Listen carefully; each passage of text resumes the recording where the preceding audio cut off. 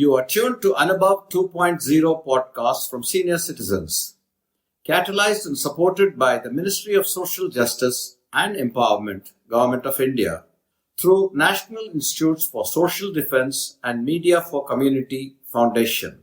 The project is conceived and designed by Dr. R. Sridhar and supported by Ashish Tiwari, Pooja Murada, Sai Sudha and Kaushalya.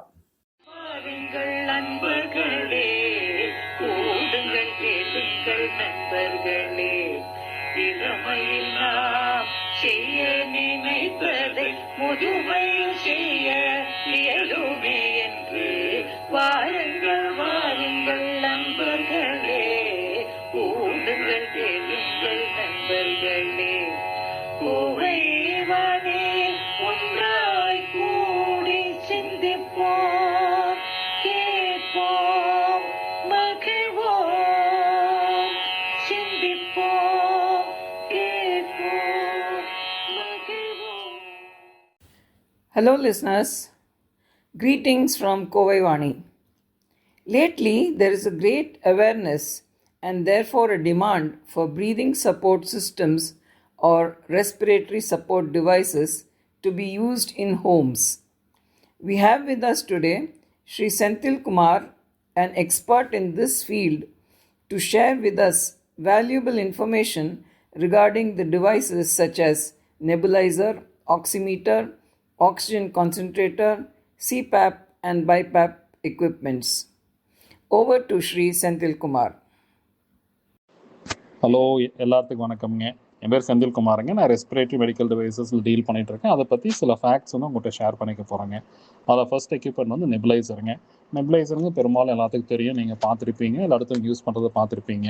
அதுக்கு இன்னொரு பேர் ஆவி பிடிக்கிற மிஷின்னு சொல்லுவாங்க. இது யூஸ்வலாக வந்து பார்த்தீங்கன்னா பேஷண்ட்ஸ்க்கு வந்து in case they have got lung congestion அல்லது கோல்டு அந்த மாதிரி இருந்ததுன்னா டாக்டர்ஸ் வந்து நார்மலாக அட்வைஸ் பண்ணுவாங்க. ஓகே, மிஷின் வரும். மிஷின் கூட சின்ன கனெக்டிங் டியூப் இருக்கும். இனி ஒரு எண்ணில் வந்து பார்த்தீங்கன்னா மாஸ்க் இருக்கும். அந்த மாஸ்கில் இருக்கக்கூடிய கண்டெய்னரில் வந்து suppose pour the medicine fit on the mask and ஸ்விட்ச் ஆன் த மிஷினுங்க. இது எல்லாத்துக்குமே பெரும்பாலும் தெரிஞ்ச விஷயம் தான். பட் முக்கியமாக ஒரு விஷயம் நிறைய பேர் கவனிக்காம வருது என்னென்னு கேட்டிங்கன்னா, அந்த மாஸ்க் மாட்டிட்டு மிஷின் ஆன் பண்ண பிற்பாடு they just communicate over the phone and talk with each otherங்க. That's not the right way to actually use a nebulizer. Nebulizer mask மாட்டிருக்கும் போது you're not supposed to talk with anybody. You're supposed to just inhale the medicine. That's number 1. And like இப்போ சில patients வந்து பார்த்தீங்கன்னா ஒரு நாளைக்கு வந்து 3 தடவை வந்து நெபுலைசேஷன் பண்ண சொல்லுவாங்க. ஒரு தடவை அந்த கண்டெய்னர் இருக்க மெடிசன் வந்து டோட்டலாக எவாபரேட் ஆகிறதுக்கு மினிமம் 5 to 6 minutes ஆகும். ஸோ அந்த மெடிசன் வந்து எவாபரேட் ஆன பிற்பாடு கிவ் அரௌண்ட் ஒரு 5 to 10 minutes ரெஸ்ட்டு கொடுங்க மிஷினுக்கு. அதுக்கப்புறமா start the second medicine. Okay, so that way வந்து பார்த்தீங்கன்னா உங்களுக்கு நெபுலைசர் மிஷினோட லைஃப் வந்து எனக்கு கொஞ்சம் எக்ஸ்டெண்ட் ஆகும். பிகாஸ் நீங்கள் ஒரு மெடிசன் முடியிருக்க 5-10 minutes ஆன்னு வச்சுக்கோங்களேன். அடுத்த செகண்ட் மெடிசன் அடுத்த சைக்கிளே நீங்கள் ஸ்டார்ட் பண்ணிட்டீங்கன்னா மிஷின் வந்து ஹீட்டப் ஆகிறதுக்கு சான்சஸ் இருக்குது. So never do that. ஒரு மெடிசன் இன்ஹேல் பண்ணிட்டீங்கன்னா give a rest for around 15 minutes for the machine, then second medicine start பண்ணுங்க. ஓகே, அண்ட் இன்னொரு பாயிண்ட் வந்து பார்த்தீங்கன்னா நெபுலைசர் மிஷின் பாட்டமில் வந்து பார்த்தீங்கன்னா சின்னதாக ஃபில்டர் ஒன்று இருக்கும், ஸ்பாஞ்ச் மாதிரி இருக்கும். அந்த ஃபில்டரை வந்து ரெகுலராக க்ளீன் பண்ணிக்கோங்க. அந்த ஃபில்டர் தான் வந்து பார்த்தீங்கன்னா air inlet. If you just clean off that filter regularly உங்களுக்கு அந்த நெபுலைசர் மிஷினோட கம்ப்ரஸர் லைஃப் இன்னும் எக்ஸ்டெண்ட் ஆகும். அண்ட் இன்னொரு முக்கியமான பாயிண்ட் வந்து பார்த்தீங்கன்னா going for a nebuliser machine, go for a good பிராண்டுங்க. Like you got many dynamic machines available for around 800-900,000 அந்த மாதிரி எக்யூப்மெண்ட் போவாங்க. Go for one which is a bit costly, like around 1,800-2,000 rupeesக்குலாம் நல்ல பிராண்டெல்லாம் கிடைக்கிது. Go for that one. அந்த மாதிரி பிராண்டுக்கு போயிட்டிங்கன்னா உங்களுக்கு சர்வீஸ் நல்லாயிருக்கும்.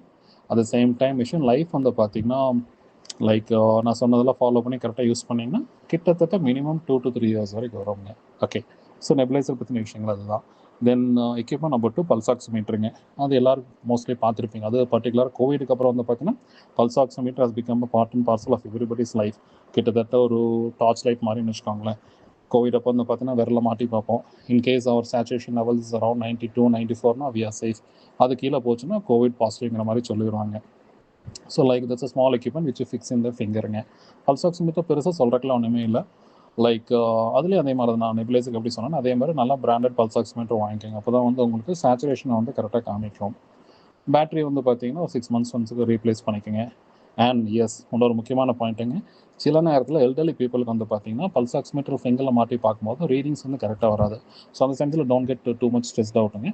ஃபிங்கர் வந்து நல்லா ரப் பண்ணிக்கோங்க ஸோ தட் இட்ஸ் வார்முங்க. அதுக்கப்புறமேட்டு just puts like pulse oximeter அந்த ப்ரோபுக்குள்ள உங்கள் ஃபிங்கர் விட்டு செக் பண்ணி பாருங்கள். ஓகே, யூஸ்வலாக வந்து பார்த்தீங்கன்னா ஆள்காட்டி விரல் தான் மாட்டு பார்ப்பாங்க. இன்கேஸ் ஆள்காட்டி விரல் உங்களுக்கு சிக்னல் வரவில்லை என்றால் ட்ரையோ தம் ஃபிங்கருங்க. 2 ஃபிங்கரில் ஏதோ ஒரு ஃபிங்கரில் கண்டிப்பாக வரும். ஒருவேளை உங்களுக்கு வரலை அப்படிங்கிற மாதிரி இருந்துச்சுன்னா நான் முதல் சொன்ன மாதிரி ஃபிங்கர் நல்லா ரப் பண்ணிக்கோங்க, தென் ட்ரை இட் அவுட் அகைனுங்க. ஓகேங்களா? பல்ஸ் ஆக்சிமீட்டர் பற்றி டாபிக் அவ்வளோதான். வேறு pulse oximeter you will be able to see a saturation as well as a pulse rating. And like if in case you go for a walk or just like steps ஏறி வரீங்கன்னா அந்த சமயத்தில் வந்து உங்கள் saturation மைல்டாக tip ஆகலாம் அல்லது pulse rate வந்து ஷூட் அப் ஆகலாம். So okay, so don't get too much work out when the saturation is down or the pulse rate is too high when you have exerted yourself. நீங்கள் saturation பார்க்குற நேரம் வந்து பார்த்தீங்கன்னா addressed மட்டும் தான் பார்க்கணும். லைக் ஏதோ ஒர்க்கை முடிச்சுட்டு ஒரு 10-15 மினிட்ஸ் கழிச்சு உட்காந்து ரெஸ்ட் எடுத்த பிற்பாடு check your saturation and your pulse ரேட்டுங்க. அதில் ஏதாவது வந்து பார்த்தீங்கன்னா உங்களுக்கு எது டிஃப்ரென்ஸ் இருக்குது, இன்கேஸ் சேச்சுரேஷன் ட்ராப் ஆகிற மாதிரி இருக்குது, சே பிலோ 90 வருதுன்னா ஒரு ½ அன் ஹவர் சின்ன பிரேக் விடுங்க, நல்லா இன்ஹேல் பண்ணி எக்ஸேல் பண்ணுங்கள். அதுக்கப்புறம் சேச்சுரேஷன் ட்ராப் ஆச்சுன்னா ஒரு ஃபிசிஷியனை கன்சல்ட் பண்ணிக்கோங்க. ஓகே, தென் நம்பர் 3 ஆக்ஷன் கான்சன்ட்ரேட்டர்ஸுங்க. ஆக்ஷன் கான்சன்ட்ரேட்டருங்கிறது நிறைய பேர் கேள்விப்பட்டிருப்பீங்க. It's a small box kind of thing which actually generates oxygen. You'll have to just plug it in, switch on the power supply and switch on the machine. Machine on பண்ணிட்டீங்கன்னா அதே வந்து oxygen generate பண்ணி கொடுக்கும். அதோட work வந்து பார்த்தீங்கன்னா it takes in air from the atmosphere, saturates the oxygen and supplies it to us. அதில் வந்து பார்த்தீங்கன்னா யூ கேன் செட் த லெவல்ஸுங்க. உங்களுக்கு என்ன ரெக்யர்மெண்ட் ஃபிசிஷியன் அட்வைஸ் பண்ணியிருக்காங்களோ அந்த லெவல் நீங்கள் செட் பண்ணிக்கலாம். It starts from 0.5 litre per minute all the way up to 5 liters per minute. இது வந்து பார்த்தீங்கன்னா ஒன்லி ஃபிலிப்ஸ் மிஷினில் மட்டும்தான் 5 liters இருக்குது. மற்ற got many other brands, dynamic brands எல்லாம் இருக்குது. They give put up to 10 liters or 15 liters. But அது எனக்கு பெருசான ஐடியா இல்லை அந்த டைனாமிக் பிராண்டை பற்றி. We do only Philips oxygen கான்சன்ட்ரேட்டர்ஸுங்க, அது ரியலி குட்டுங்க. And fine, okay. இப்போ ஆக்ஷன் கான்சன்ட்ரேட்டர்ஸ் வந்து பெரும்பாலும் யூஸ் பண்ணிட்டு இருப்பீங்க. பட் சில விஷயங்கள் ஃபாலோ பண்ணிட்டீங்கன்னா உங்களுக்கு மிஷின் லைஃப் நல்லா வரும். அண்ட் மெயின்டெனன்ஸ் சில விஷயங்கள் பண்ணிக்கிட்டு இருந்தீங்கன்னா லைக் உங்களை மூவ் பண்ணுறதுக்கெல்லாம் பிடிக்கிறதுக்கெல்லாம் ரொம்ப சௌரியமாக இருக்கும். நம்பர் 1 மெயின்டெனன்ஸ் என்னன்னு கேட்டிங்கன்னா, மிஷினுக்கு பின்னாடி ஒரு ஃபில்டர் இருக்கும். லைக் ஒரு சின்ன தம்பு இம்ப்ரெஷன் வைக்கிற மாதிரி ஒரு சின்ன காடி மாதிரி இருக்கும். அதை பிடிச்சி தள்ளிட்டிங்கன்னா the lid will open up, there will be a filter on the back side of the unit. Just remove the filter and clean it up. Philips machine இந்த மாதிரி தான் பண்ணணும். மற்ற பிராண்ட்ஸில் வந்து பார்த்தீங்கன்னா வெவ்வேறு விதமாக இருக்கும். whenever you buy an auction concentrator, அந்த சர்வீஸ் ப்ரொவைடர்கிட்ட கேட்டுக்கங்க how to remove and clean the filter. நீங்கள் அந்த ஃபில்டர் க்ளீன் பண்ணி வச்சுக்கிட்டீங்கனாலே மிஷின் லைஃப் நல்லா இருக்கும். அட் த சேம் டைம் வந்து பார்த்தீங்கன்னா டஸ்ட் பார்ட்டிகல்ஸ் வந்து பார்த்தீங்கன்னா உள்ள மிஷினுக்குள்ளே போகாமல் இருக்கும். ஓகே, அண்ட் அவ்வளோதான். அண்ட் ஆக்ஷன் கான்சன்ட்ரேட்டில் வந்து ஒரே ஒரு சின்ன மைனஸ் என்னன்னு கேட்டிங்கன்னா, கரண்ட் கட் ஆச்சுன்னா திஸ் மிஷின் ஒன்ட் ரன்னுங்க. அஃப்கோர்ஸ் நீங்கள் யூபிஎஸ் வைக்கலாம், பட் இட்ஸ் நாட் காஸ்ட் எஃபெக்டிவ்ங்க. அதற்கு பதிலாக வந்து பார்த்தீங்கன்னா in case you are on oxygen 24 hours a day, God forbid அப்படி இருக்கக்கூடாது. பட் சில நேரம் வந்து பார்த்தீங்கன்னா some people need oxygen continuous இல்லைங்க. ஸோ அவங்களுக்கு என்ன பண்ணணும்னு கேட்டிங்கன்னா, we tell them to go for an oxygen cylinder on stand by. நீங்கள் பார்த்துருப்பீங்க இந்த ஒர்க் ஷாப்பில் அந்த படா சிலிண்டர் பார்த்துருப்பீங்க, அரௌண்ட் 5 feet ஹைட் இருக்கும். அந்த மாதிரி சிலிண்டர்ஸ் வந்து நீங்கள் ஸ்டாண்ட் பைக்கு வச்சுக்கலாம். அதில் வந்து அவுட்புட் வந்து பார்த்தீங்கன்னா you can like say 0.5 liters வந்து it goes all the way up to 15 liters per minute.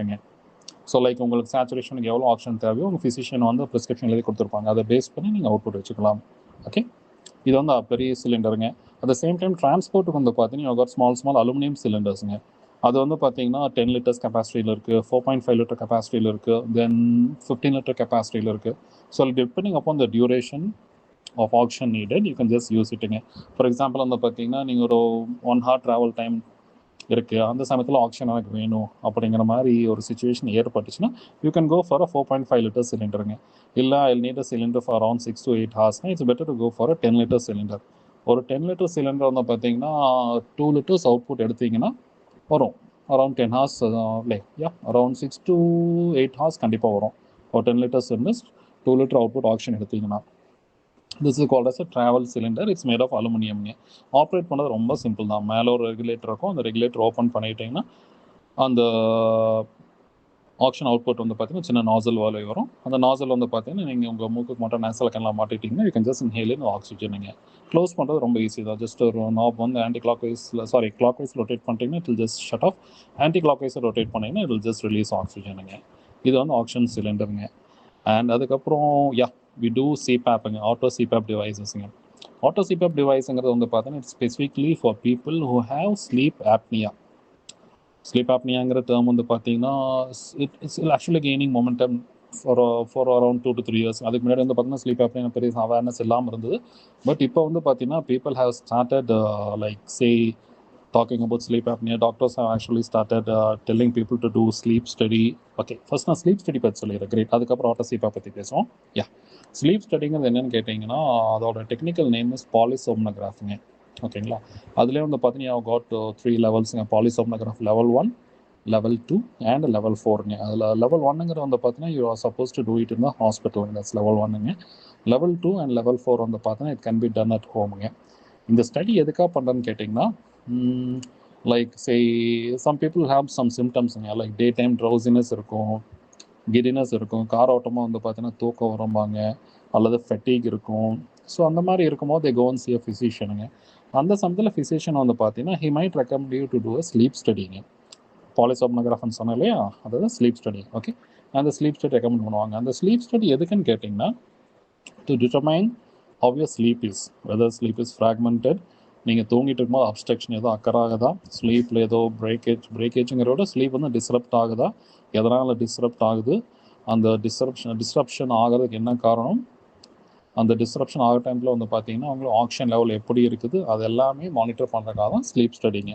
அது சின்ன எக்யூப்மெண்ட்டுங்க. மொபைல் ஃபோன் சயின்ஸில் ஒரு எக்யூப்மெண்ட் இருக்கும். அந்த எக்யூப்மெண்ட் வந்து பார்த்தீங்கன்னா லைக் உங்கள் மேலே ஹூக்கப் பண்ணிடுவாங்க. ஒரு சின்ன பெல்ட் மாதிரி உங்கள் அப்டமனுக்கும் தொராக்ஸ்க்கும் பெல்ட்டை கட்டிடுவாங்க. அப்போ நீ கிளாத்திங் ஒன்லி அந்த பெல்ட் மேலே வந்து இந்த எக்யூப்மெண்ட் ஹூக்கப் பண்ணி யூஆர் சப்போஸ் டு ஸ்லீப்புங்க. அண்ட் அந்த எக்யூப்மெண்ட் வந்து சின்ன சின்ன லீட்ஸுங்க, இஇஜி லீட்ஸ் வந்து பார்த்தீங்கன்னா உங்கள் ஃபோர் ஹெட்டுங்க, உங்கள் தலை உச்சியிலலாம் வந்து பார்த்தீங்கன்னா ஸ்டிக் பண்ணிடுவோம். அப்போ இன்லெஸ் தான் யூ வாண்ட் ஃபீல் மச் டிஸ்கம்ஃபர்ட்டுங்க. அதை மாட்டிட்டு சப்போஸ் டு ஸ்லீப்புங்க. தேவையான ரெக்கார்டிங் வந்து பார்த்தீங்கன்னா அந்த எக்யூப்மெண்ட்டில் ஸ்டோர் ஆயிரும்.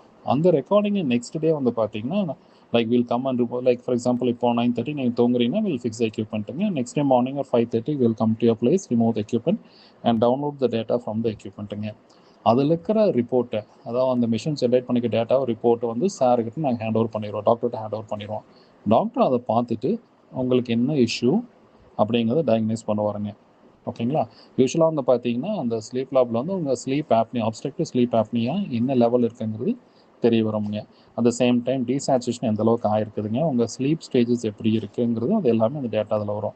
அந்த டேட்டா பேஸ் பண்ணி டாக்டர் வந்து பார்த்தீங்கன்னா உங்களுக்கு சிபேப் அட்வைஸ் பண்ணுவாருங்க. சில பேருக்கு வந்து பார்த்தீங்கன்னா பைபேப் அட்வைஸ் பண்ணுவாங்க. ஓகே, இல்லை சிபேப் ஃபஸ்ட்டு சிபேப் பற்றி சொல்லிடுறேன். CPAP is nothing but and abbreviated form for continuous positive airway ப்ரெஷருங்க. இந்த மெஷின் வந்து people who have sleep apnoea அவங்களுக்கு வந்து பார்த்தீங்கன்னா they suppose to use this மெஷினுங்க. ஓகே, லைக் இது எப்படி ஆப்ரேட் பண்ணணும்னு கேட்டிங்கன்னா இதில் ஜஸ்ட் ஸ்மால் எக்யூப்மெண்ட், நம்ம வீட்டு டிவி ஸ்டெபிளைசர் இருக்குது இல்லைங்களா, அந்த சைஸில் எக்யூப்மெண்ட் இருக்கும். அண்ட் ஒரு எண்டில் வந்து பார்த்தீங்கன்னா மாஸ்க் வந்து பேஷண்ட் வந்து ஃபிட் பண்ணியிருப்பாங்க. அது other end will be connected to the மெஷினுங்க த்ரூ அ கனெக்டிங் டியூப். அந்த மெஷின் ஆன் பண்ணிவிட்டு இஸ் ஜஸ்ட் சப்போஸ் டு ஸ்லீப்புங்க. இந்த மெஷின் வந்து it will sense if there is any obstruction. In case doctor advise பண்ண பிற்பாடு இது பண்ணுறதுனா this machine will like say it will sense if there is an obstruction in our airway. If there is an obstruction in airway, it will see to it that the airway is kept open by pushing in a certain amount of air. காம்ப்ளிகேட்டடில் கிடையாதுங்க. ஏன்னா அப்ஸ்ட்ரக்ஷனுங்கிறானே ஏருங்கிறானே ஒரே பண்ணிக்க வேண்டாம். ரொம்ப சிம்பிளான concept தான். உங்களுக்கு எப்போல்லாம் ஏர்வே அப்ஸ்ட்ரக்ட் ஆகுதோ அப்போல்லாம் மிஷின் வந்து பார்த்தீங்கன்னா சர்டன் அமௌண்ட் ஆஃப் ஏர் உள்ள புஷ் பண்ணி it'll just keep your airway ஓப்பனுங்க. லைக் நான் இப்போ உங்களுக்கு தியரட்டிக்கலாக சொல்கிறத விட டாக்டர் அட்வைஸ் பண்ணி நீங்கள் ப்ராக்டிக்கலாக ட்ரை பண்ணி பார்த்தீங்கன்னா you'll find a lot of changes in your லைஃப்ங்க. டே டு டே ஆக்டிவ்ஸ் நிறைய சேஞ்சஸ் தெரியும். I have lot of people who are actually very thankful to the doctors for prescribing சிபேப்புங்க. ஏன்னா like prior to using CPAP in case they have sleep apnoea அவங்க ரொம்ப ட்ரௌசியாக feel பண்ணுவாங்க. சில பேருக்கு headache இருக்கும். தென் லைக் அந்த ஹெட்ஏக் வந்து பார்த்தீங்கன்னா த்ராபிங் பெயின் வந்துகிட்டே இருக்கும். தென் லைக் கிடினஸ் வரும். டிரைவிங் அப்போ வந்து பார்த்தீங்கன்னா they tend to doze off. But ஆனால் சிபேப் யூஸ் பண்ண ப்ரிப்பார்ட் வந்து பார்த்தோன்னா they'll be so like so ஆக்டிவ்ங்க. சேஞ்சஸ் ஆக்சுவலி ரியலி குட்டுங்க. நான் ஓவரலாக சொல்கிறத விட ப்ராக்டிக்கலாக யூஸ் பண்ணவங்ககிட்ட பேசி பாருங்கள். There are many people who might have used இட்டுங்க. நீங்கள் பேசி பாருங்கள், you know the difference that CPAP has brought to their லைஃப்ங்க.